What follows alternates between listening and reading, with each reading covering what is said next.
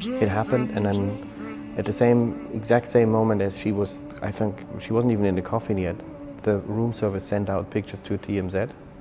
You know, you have the table there, and then like 5 meters away, somebody sits in the bathtub. So it's more like a horror movie where you just never see blood, but you just have the feeling that it's all going the wrong direction.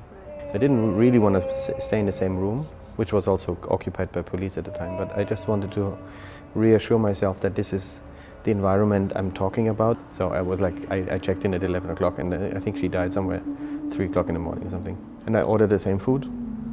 I don't have to sleep there. I have a house in LA, but like basically I can watch TV until 3 o'clock in the morning, which I did, and then I went home.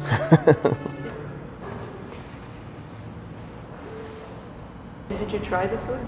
Yeah, it's pretty horrible. But it was more, it is not so much that I want to reenact what she did at the time. It's just like more I wanted to reassure myself that if I'm taking something so speculative, like celebrity kind of thing, that within that I would be very precise. What I had in mind was much more like a 18th century still life with the kind of saturated colors, and the lemon is on those still lifes. The lemon is there's always a lemon on it, because the lemon of course was a little bit of an exotic fruit, but then also here we have it chopped up as like commodity food, and you know, you have these NutraSweet packets, the beer can, which is again rather trivial, but on the other hand, it's a beautiful shiny object. You know, and then the drapery of the tablecloth is a little bit reminiscent of Whitney Houston. You know, the robe when she comes on the stage in the later years, she would have these big, you know, gowns. So I thought like it would be quite interesting to kind of have all of that trivial splendor in the picture.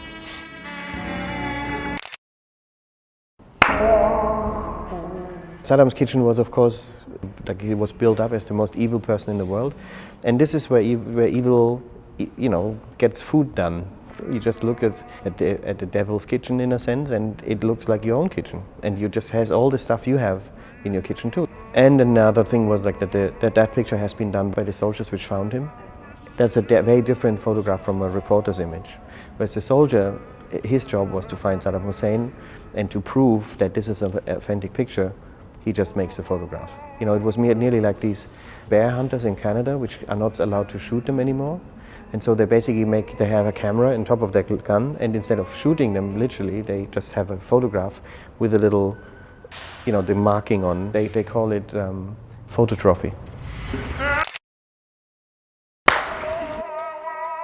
But many of our experiences, who we are, what we're going to do tomorrow, is coming from pictures and from memories. And so some of the pictures are coming from pictures from the newspaper.